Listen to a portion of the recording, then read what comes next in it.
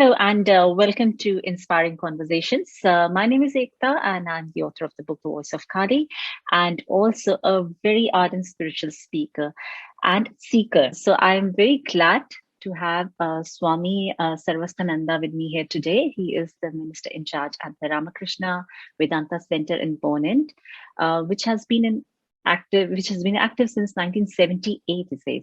I wanted to speak to him about a very beautiful philosophy, which is Vedanta. Vedanta itself has changed and transformed my life ever since it has touched me, and I've had the bliss of knowing what it is. But as they say, the more you know that you don't know. So I don't even know what I know. So I will invite Swami Sarvasthananda here today to speak to us about Vedanta. Thank you so much for accepting this and giving us your time. I deeply, deeply appreciate it. Yeah, thank you for your kind words. So, Vedanta, to put it in a very simple way or in simple words, so that it can be practical for most of the people, is a science. It's a science of human possibilities, if you can term it that way. Because we have biological possibilities, we have, that is, which includes the mental possibilities, the physical possibilities, the skills that we develop, and also the intellectual capacity which we can develop. But there's one more dimension to the human being, which is the spirit. And that is what Vedanta deals with. It deals with the entire human personality. So that's why we can say Vedanta is nothing but a science of human possibilities. So we have to explore all the possibilities that are possible.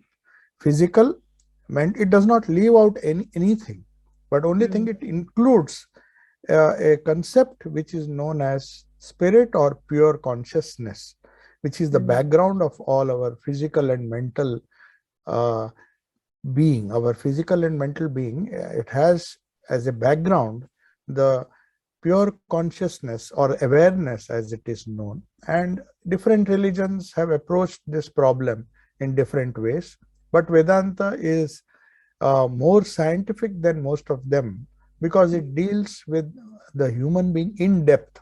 That's why I'm calling it a science of human possibilities. That's a beautiful way of expressing it, because when you start reading Vedanta, the first thing that you read is that it's comprised of two words, Ved and Anta. It's the end of knowledge. And often I speak to people and there is a lot of confusion. Are these Vedas? Are these end of Vedas? What does it mean in terms of Vedic way? Okay. Vedas are supposed to be a very ancient collection of scriptures.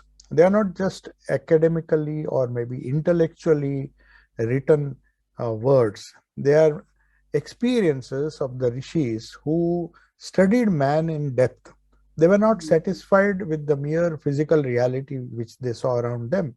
They were not even impressed by the mental capacities of a human being.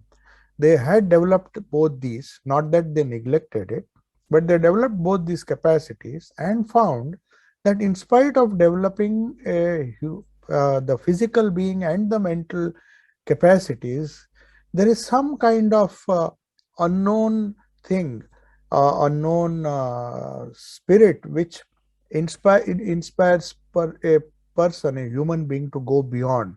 And that idea led to because several things in life which cannot be explained through mere physical and mental reality, like death, what happens after death, the quest to know whether there is a spirit which survives our physical and mental reality, what happens after we die. So these questions had to be answered, and different religions have given different answers to that. The Vedic seers, they experienced certain things, the pure consciousness, which we say is beyond the body and the mind, the mental being, and that they classified, and that was classified, these wonderful experiences of mankind was classified, and they are known as the Vedas. Now, in these Vedas, there are many things. As you say, we travel from lower truth to higher truth. Each of these conceptions are okay. When they started with the physical reality, they made certain discoveries, and that is, you can say, a lower truth. Then they discovered something higher when they went to the mental plane, and then they discovered certain realities. So in the Vedas, you will find so many teachings, but Anta means not only the end part, not the end of the Vedas, it also means the conclusive part of the Vedas.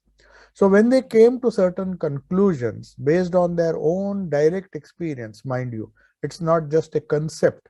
They could see reality face to face. And when they did that, those teachings, which are popularly known as the Upanishads, which is the concluding part or the knowledge part of the Vedas, as differentiated from the ritualistic part of the Vedas. Vedas have rituals, and like any other religion, they also have certain teachings or certain verses which describe how man should lead his life in this world, in the physical reality that we see around us, how to deal with our minds, how to deal with our body, and the different layers of human personality. All this is discussed in the various Upanishads. But there are certain verses where the highest concept, the deeper concept, the deeper possibilities of human being are discussed, and that we can say is the end of the Vedas. So that's why Veda and Anta, the end of the Vedas, the final conclusion, the highest truth which the rishis discovered, is known as Vedanta. And in other words, we also call them the Upanishads, because they are the conclusive parts of the different Vedas, that the four Vedas which are there, which have been classified. There were many Vedic teachings, but whatever was compiled and classified into these four Vedas, Rig Veda, Atharva Veda, Sama Veda, and Yajur Veda, the classification was done much later. But whatever was classified into these four Vedas, they have certain portions. Mostly they are at the end of the Vedas, and that is why they are known as Vedanta, the Upanishads. The central core of the Vedas are these Upanishads, and that those Upanishads are defined as Veda. That is the technical name of technical meaning, you can say, of what Vedanta is. That is so beautifully explained that I think this is the first time I may have actually heard the most clearest definition of Vedanta, because there is a lot of confusion that is this the end of Vedanta? Is it a compilation? So it is basically the highest transcendent truth that these seers saw in their most meditative state.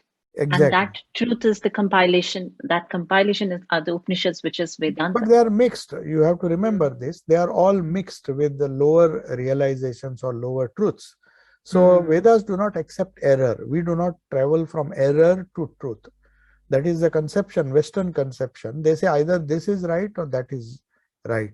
You both can't be right. But Vedas, they are so liberal. They say every concept which human mind experienced or discovered is a truth. Maybe it's a lower truth. So we travel not from error to truth, but from lower truth to higher truth. So Vedas retained everything.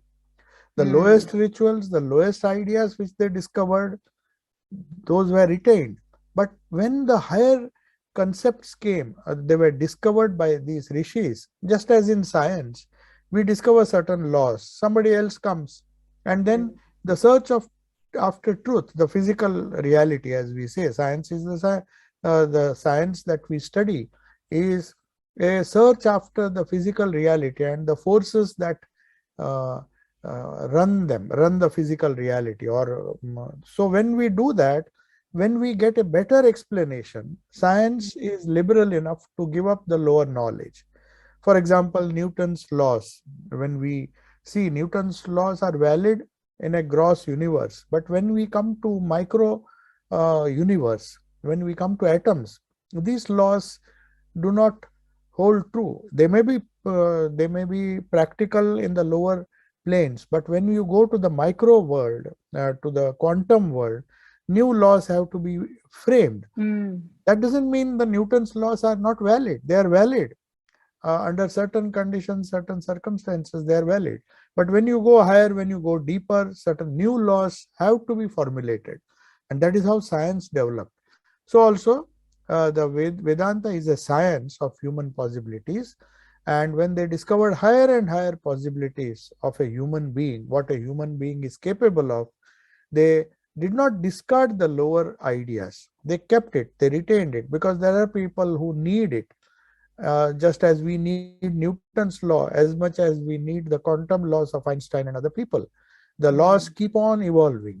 We get higher and higher ideas. So that's the scientific approach to truth, which Vedanta is. Vedanta is a scientific approach to religion, or scientific approach to the study of human being in depth.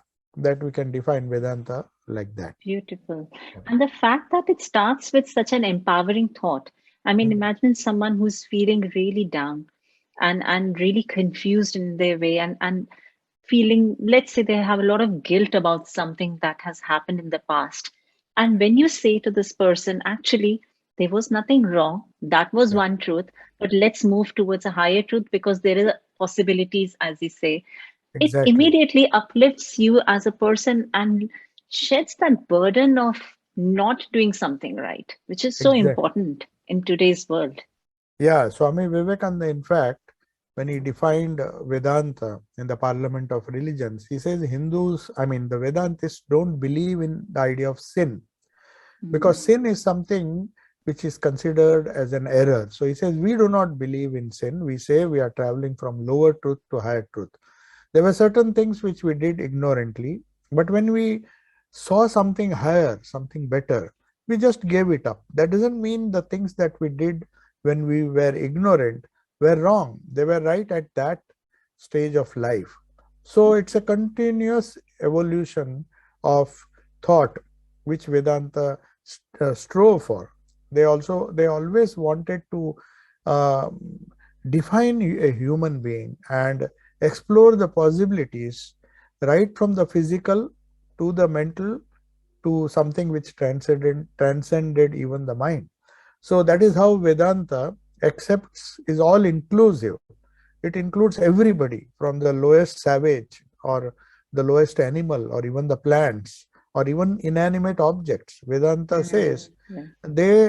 evolution takes place. The spiritual evolution is the final evolution when you realize that due to ignorance you are considering yourself as a sinner, as a weak person, as a wrong person, or as a person who has done that. Guilt was because you identified with that lower personality of yours.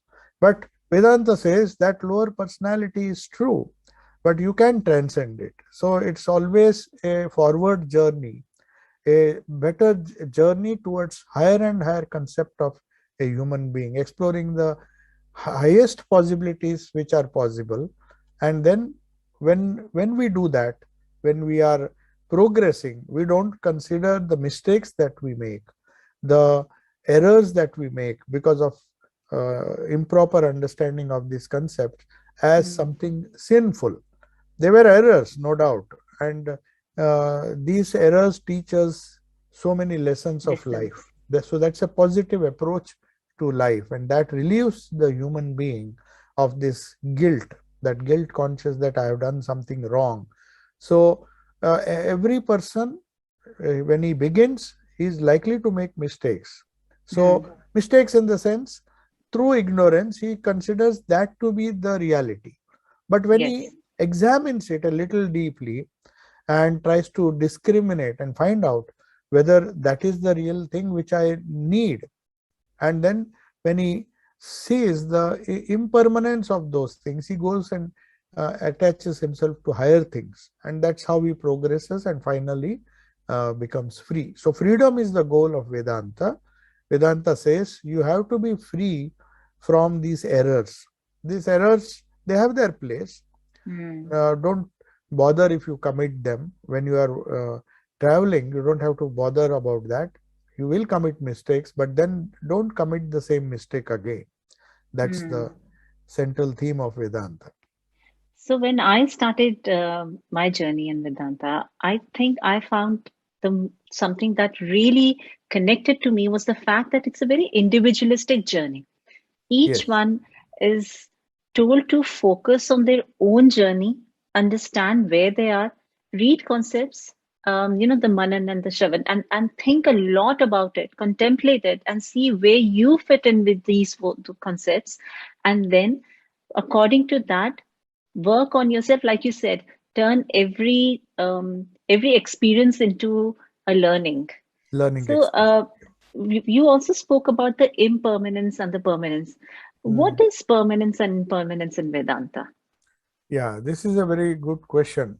See, the thing is, it's not a question of impermanent and permanent. They say the discrimination that a human being has to develop is how long or how, whether the thing that you are striving for, the goal in front of you, is it a temporary goal? Will it give you a lasting satisfaction? Will you be fulfilled?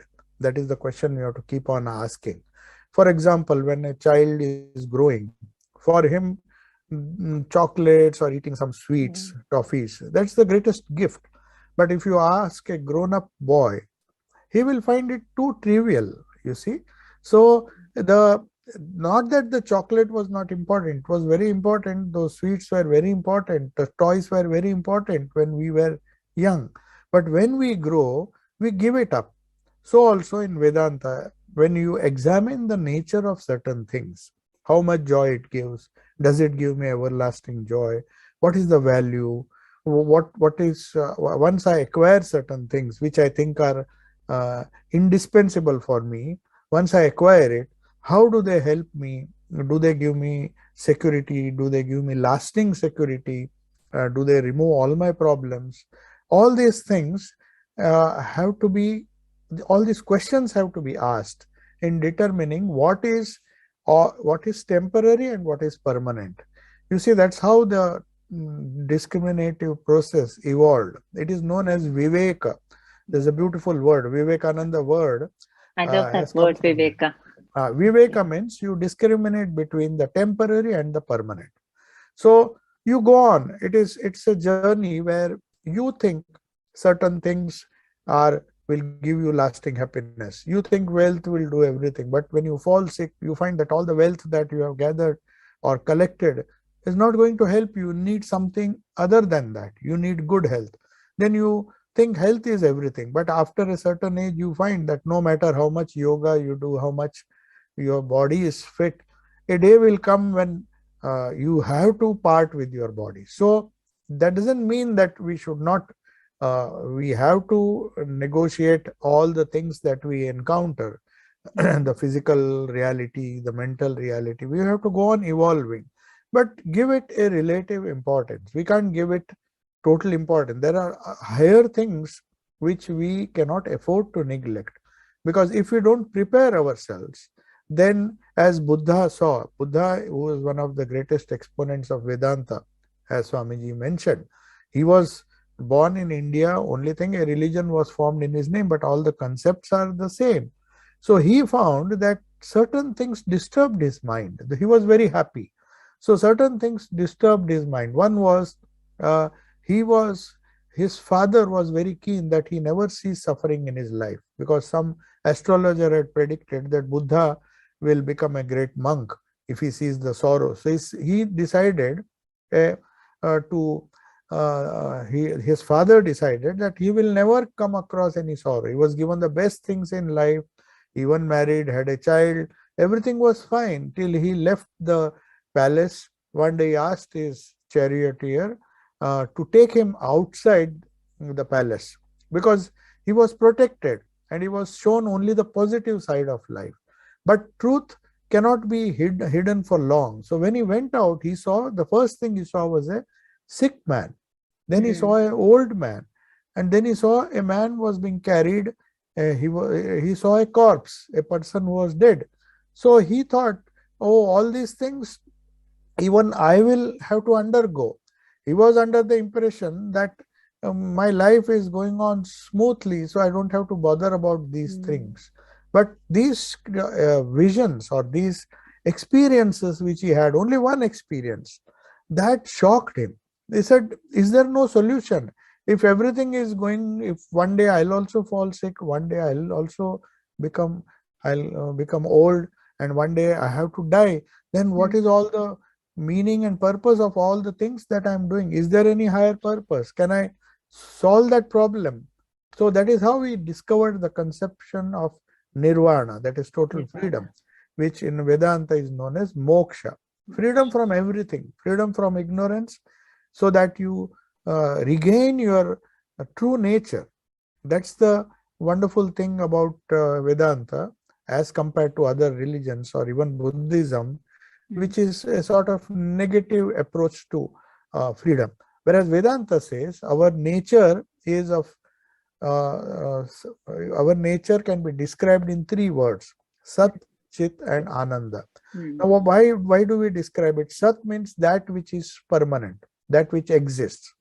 Everybody is afraid of death. Nobody wants to die. But they falsely think that this body will last eternally. If the body doesn't like, then what will last? Then they developed the concept of Sukshma Sharira, the the subtle body, which Egyptians and everybody believed that the subtle body survives the gross body.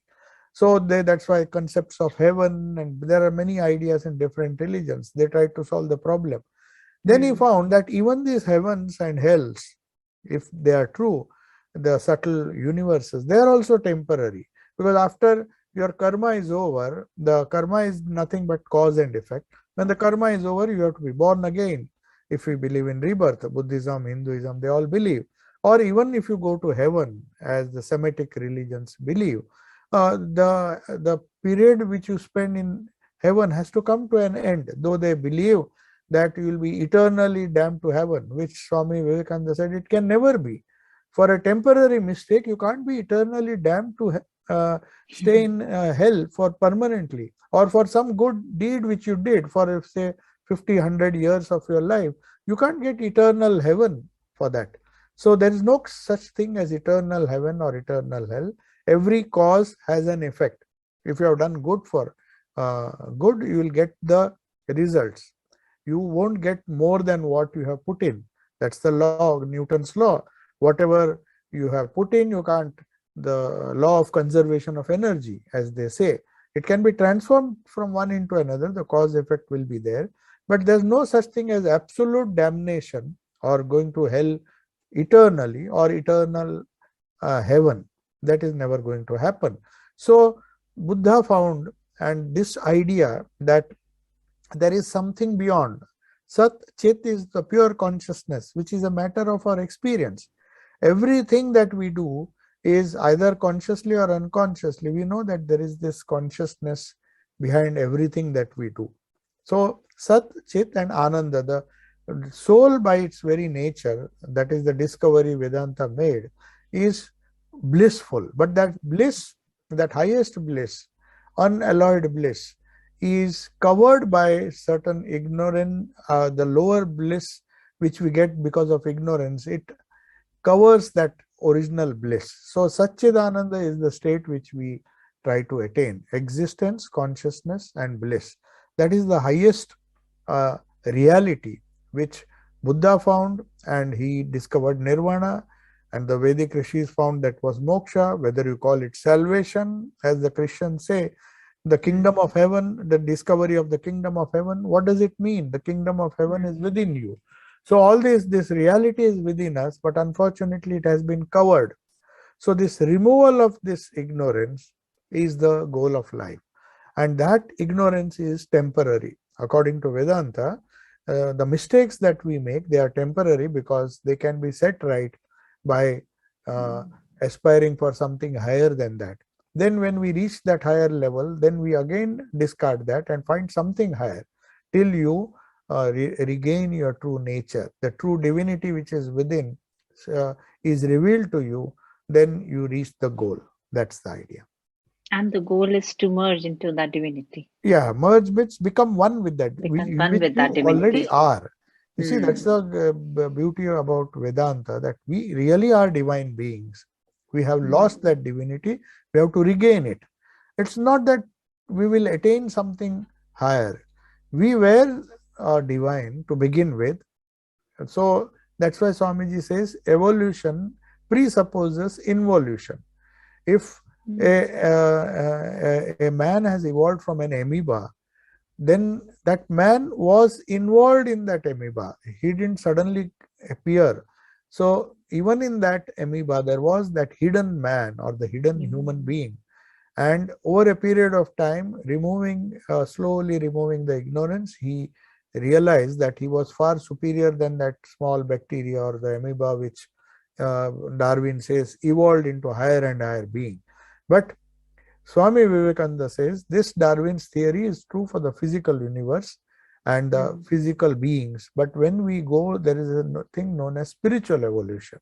Then you find this physical reality also a temporary thing. After reaching the height of evolution, becoming an ideal human being, then your quest begins. A higher spiritual evolution opens its gates and you realize the true nature of yourself, which is Satchidananda. The Satchidananda is just a word, but it is pure existence, pure consciousness, and pure bliss, which cannot be limited. So that till you reach that, a man will struggle with his lower concepts and with the ignorance that he has at that stage of life. But it is not bad. We have to pass through these different painful experiences to realize the value of the higher experience. So there's nothing wrong in making mistakes. That's the only way we get disillusioned about the lower things. If you don't get disillusioned about the toys that you are playing with, and you stay even in old age, if you keep on playing with toys, then there's no growth. You There's no can't. growth. So that growth has to be there. So you have to reject lower toys for higher toys. Then you get higher toys. You want to own cars and own property. So he gives up the toys, but then finally, when age catches up, then he finds that with all these toys, he's not solving his problem, the existential problem, the fear of death, the fear of the clinging to life, which every human being has. He says, why do I have to die? Am I not going to enjoy what I have accumulated? So that sets him thinking. If he thinks and plans his journey beforehand, just as we plan our careers, we have to plan about our life after we uh, we realize the impermanence of the things that we have gathered. Very often we don't enjoy the things that we have gathered around us. Somebody else enjoys. That is what common practice tells us. Some person goes on earning, and by the time he really wants to enjoy the fruits of his labor, nature takes him away. And then somebody else who perhaps has not worked hard, he receives it as a inheritance. Yeah, so then we find, what is this? Why are these things happening in life? Somebody works hard, he doesn't get the benefit of that. Somebody doesn't do anything and he reaps all the benefits. So it's a very complicated thing. That's why Vedanta says the only way to solve all the problems of life are through transcending them. So sorrows are there. There are physical sorrows, there are mental sorrows. So the goal, so beautifully put in two sentences of Vedanta, is Atyantika Dukkha Nivrutti. Don't be afraid of the Sanskrit word. No, I Atyantika means, Dukkha means sorrow. Yeah. Atyantika means different types of sorrows. Now, whether you believe in Vedanta, whether you believe in God, whether you believe in religion, every atheist believes, even an atheist believes that there is sorrow in life. Nobody can negate that. That was the starting point of Buddha's inquiry. He said, Atyantika Dukkha Nivrutti. Vedanta said it long ago. Buddha, of course, redefined it. They say that there are different kinds of sorrow, and human being is trying to get rid of that sorrow. Physical sorrow he gets rid by earning money, making life comfortable. Then there is mental sorrow. All the conflicts that are there, he tries to solve it by thinking properly, by having a proper attitude, and resorting to some kind of counseling, the modern psychotherapy, and so many other things. Or at least some people turn to spirituality for solving their mental problems. But that mental sorrow is also a reality. Just as physical sorrow, illnesses and many other things poverty, lack of food, and all those things. That is also a type of sorrow. So that is why Atyantika means all types of sorrows. Mm. Dukkha, nivrutti, to remove all types of sorrow. And the second part of Vedanta is first remove the sorrow and Parama Sukha Prapti. Parama means ultimate Ultimate. happiness. We get happiness, small joys of life we enjoy. That is on the way to that ultimate happiness. We pass through all this and we enjoy the smaller joys of life. But then we have to give it up and try to aspire for higher and higher pleasures or joys. And Parama Sukha Prapti. That is why they don't say Sukha Prapti. Sukha can be limited, temporary. I eat a sweet, I go on eating sweets, then that pleasure turns to pain because my stomach doesn't support it. There's a limit to the joys which we enjoy in the world. So that is how Parama Sukha, the concept of higher and higher happinesses, uh, is developed. And finally, when Parama Sukha, when he gets the highest happiness, he reaches his goal. So that's the idea: removal of sorrow of all types, of different grades, varieties, and attainment of the highest joy, or the highest bliss, as it is known. Beautiful. So, in a way, if you look at it deeply, sorrow or suffering are our biggest life lessons, are the catalyst of change in our life. And Definitely. it's a word that we give energy to. I mean, some people can give energy of pain to suffering, and throughout their life live in that victim mode, that I am the victim, I have been wronged. And some people can give that energy of lessons or experience to suffering, and go deeper into it and make this as a catalyst towards understanding why am I suffering? What is it that I'm suffering? Am I really suffering? Exactly. Asking Yeah. those right questions, asking the right questions. Yeah. Now, as you said that it's a journey from understanding that suffering, different kinds of suffering, and then finding the bliss. And it involves a lot of contemplation. With Exactly. contemplation, and it also, I think, is also advocating a lot of experiences, direct experiences. It's based on your own experience. So, what is, I mean, I know people who talk of Vedanta and who I have conversations about Vedanta, and they say that if I don't experience something, I'm going to stop. So, Yeah. what is the importance? What is the relevance of these direct experiences? What if someone is not experiencing anything? What are they supposed to experience? Some people think I'm supposed to see visions, or I'm supposed to start, getting fragrances. They think that is the direct experience. But what are the experiences we are talking about? They are lower experiences. We cannot deny those, because when you go from gross to subtle, every Mm. experience is a learning experience, you can say. So when you uh, slowly try to transcend the experiences that you experience through your body and your different organs like smell, then we come to a level where you get these subtle experiences where you don't need the intervention of your organs. See, for example, I see a beautiful sight, I hear some beautiful sound. I have to create it. I have to make a provision so that, or maybe I have to expose myself to these things. And I enjoy, I get some kind of joy. We see certain things, we hear. But when we find that we are not getting that experiences, that intense desire, that intense inner desire to have those experiences, though we don't have the physical, I mean, the reality around us to experience those things through our organs, that when it becomes intensified, that results in some kind of vision. It's a Mm. subtle experience. It is perfectly scientific. Swami Vivekananda says, just because you don't have those experiences, uh, the subtle experiences, doesn't mean they don't exist.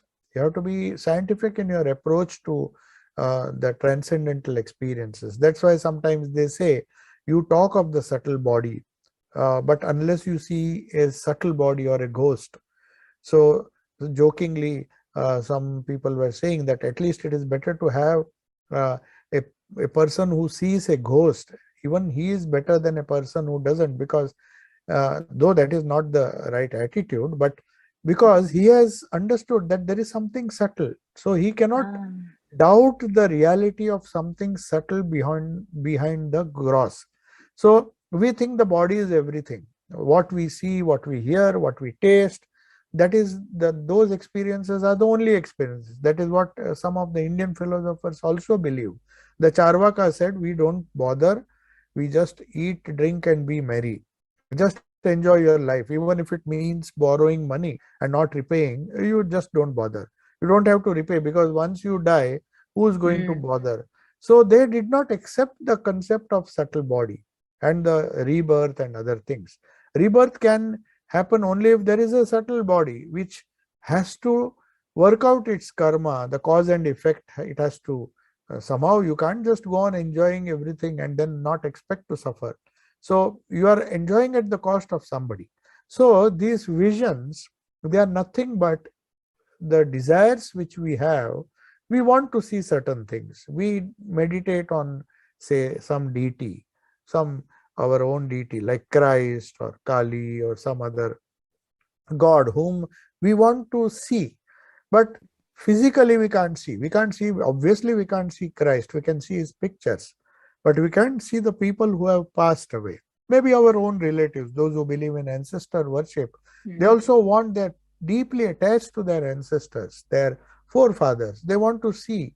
When that desire intensifies, mm, these experiences come.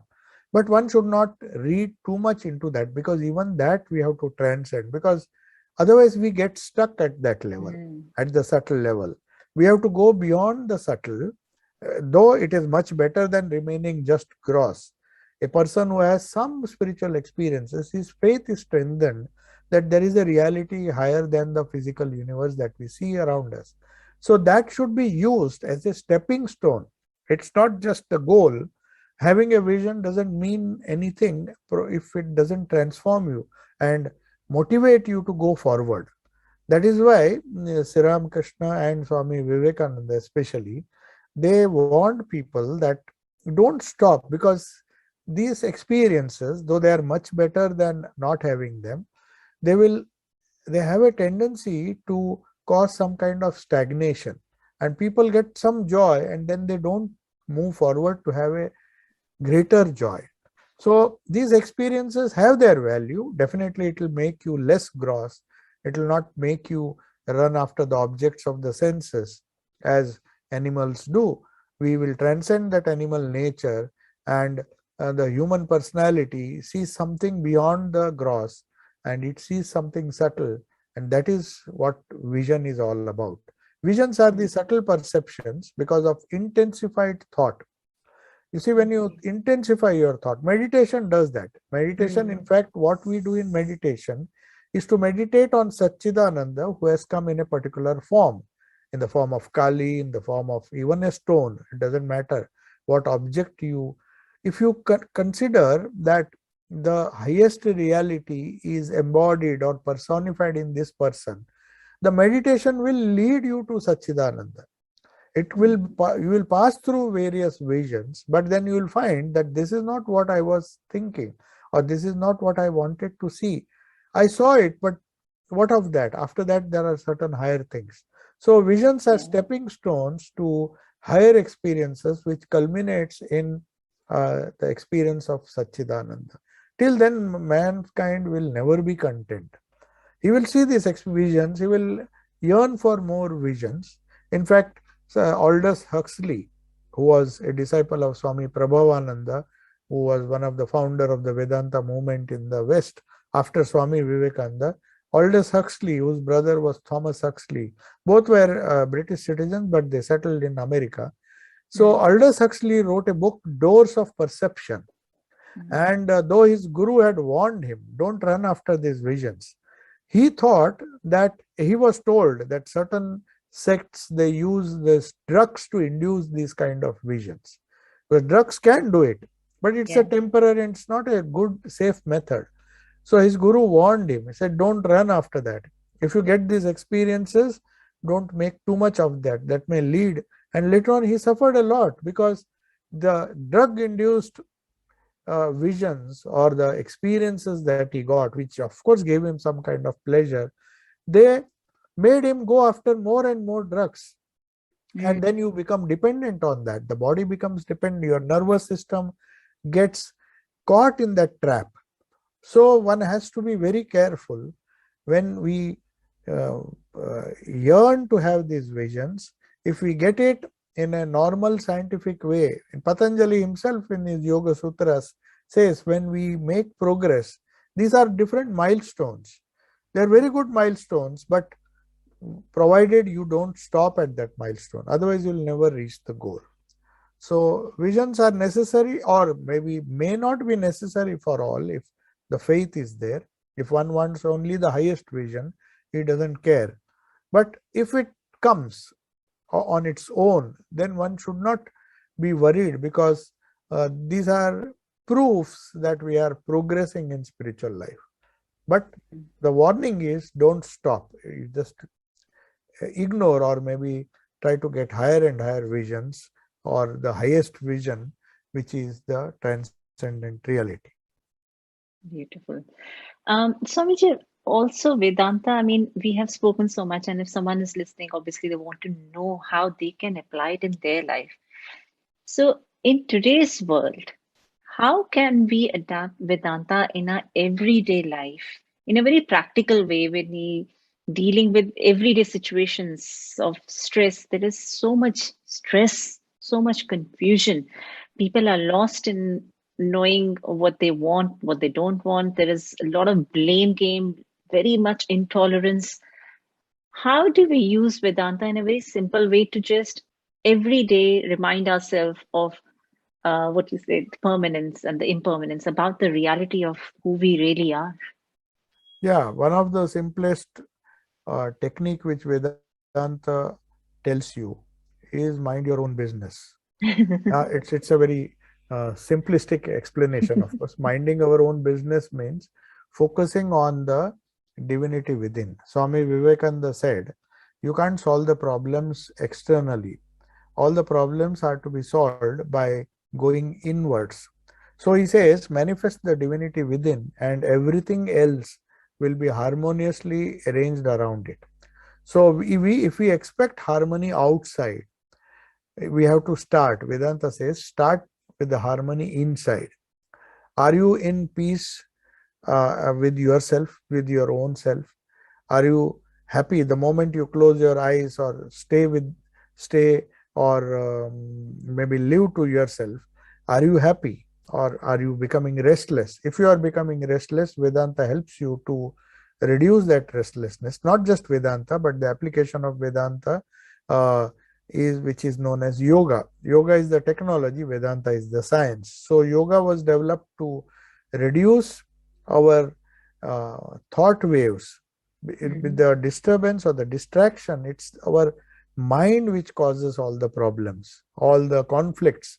Everything is in the mind. Otherwise, physically, we don't have so much conflict. Each one is doing one's own, trying for his own survival, and there is enough for man's need.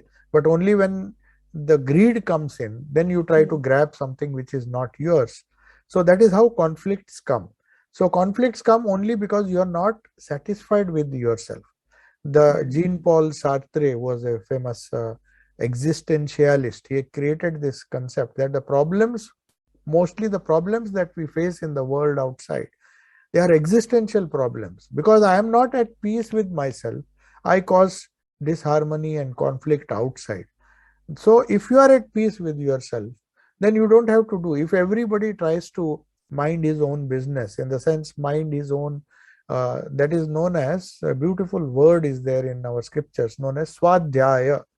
Swadhyaya means swa adhyaya. Adhyaya means to study. So Vedanta says, first study your own self. Once you study yourself, own self, and you are at peace with yourself, and then you mix with the world, then the world becomes a better place. So there's no way of externally, we can do some patchwork, have some kind of compromise and say that, okay, I will tolerate you, you tolerate me, and then we'll be at peace, but it doesn't last. So Vedanta says, if The same reality is there everywhere. That is how practical Vedanta is. Somebody asked this question when Swami Vivekananda came to London.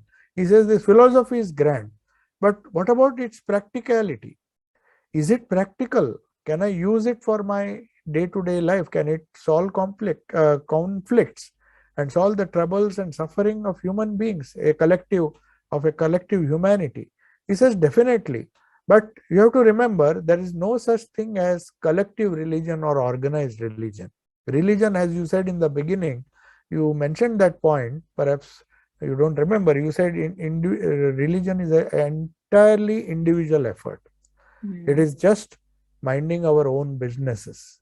In the sense, we focus on ourselves, go within, try to find the peace within, and automatically you will find that there will be peace around you.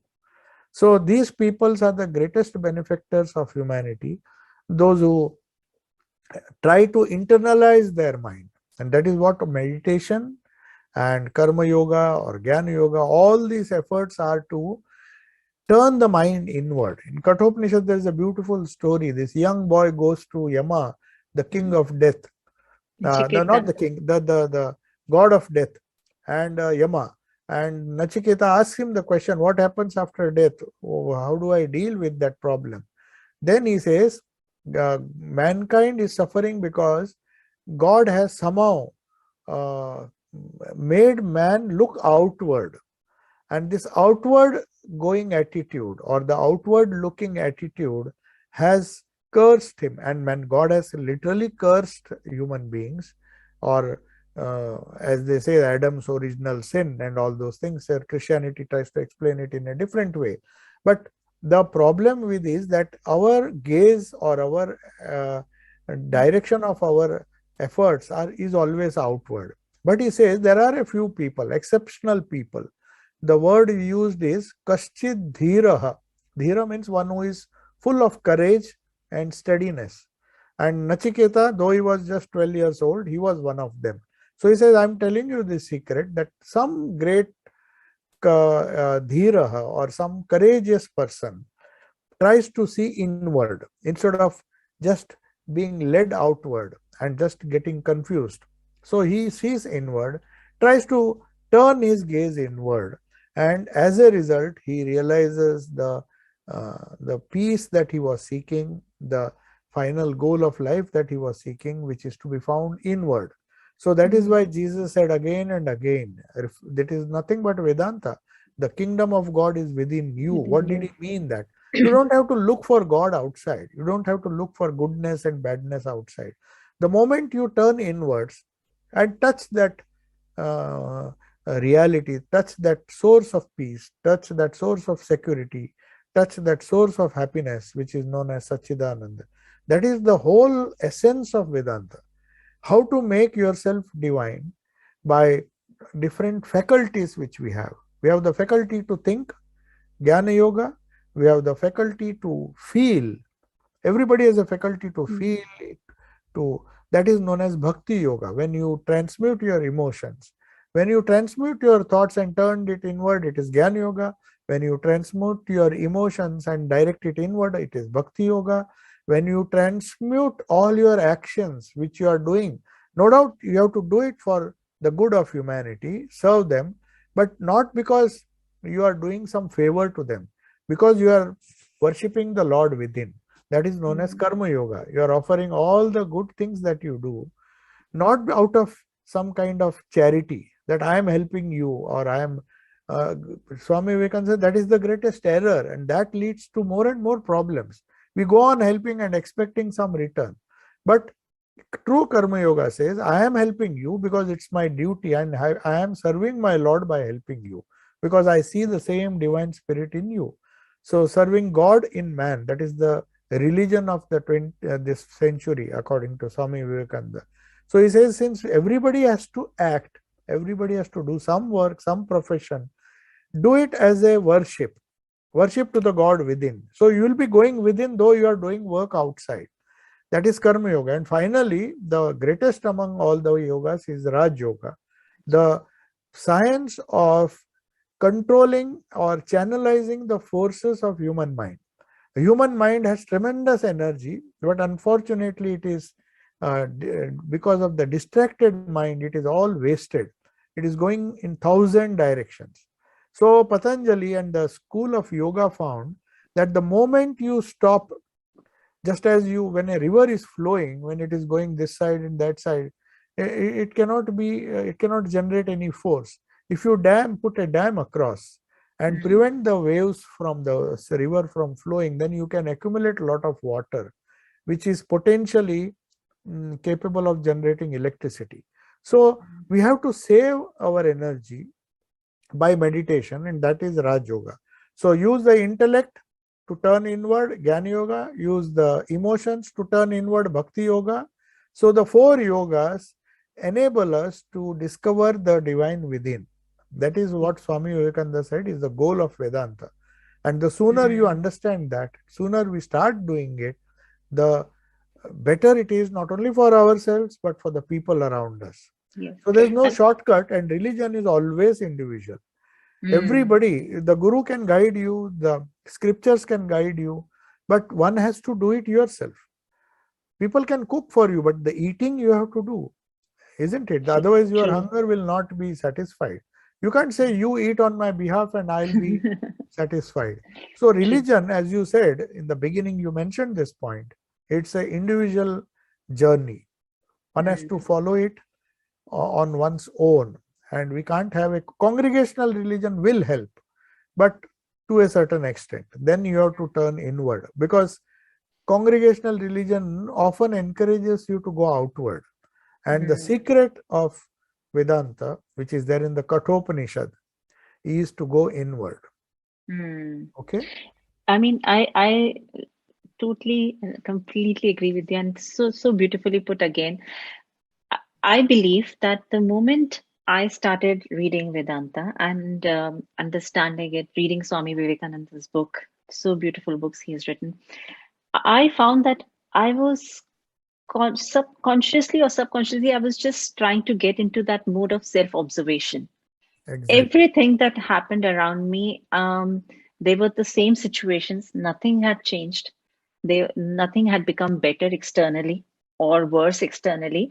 But my understanding of the situation completely changed the moment I went into self-observation. And that is what you're saying, that you go into self-observation. So for anyone who's feeling that chaos at the minute, and the tendency to, when you look outside, is to blame others, to Exactly. put the the responsibility on others to make you happy, the responsibility on others to help you with certain things.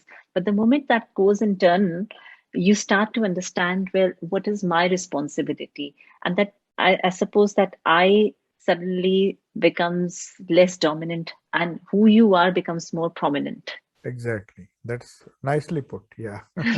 No, that's my own journey. So I'm just saying, but and I also, as you said, the thought came to me. So Vedanta, if we can also say, is all your senses are being used in their highest potential.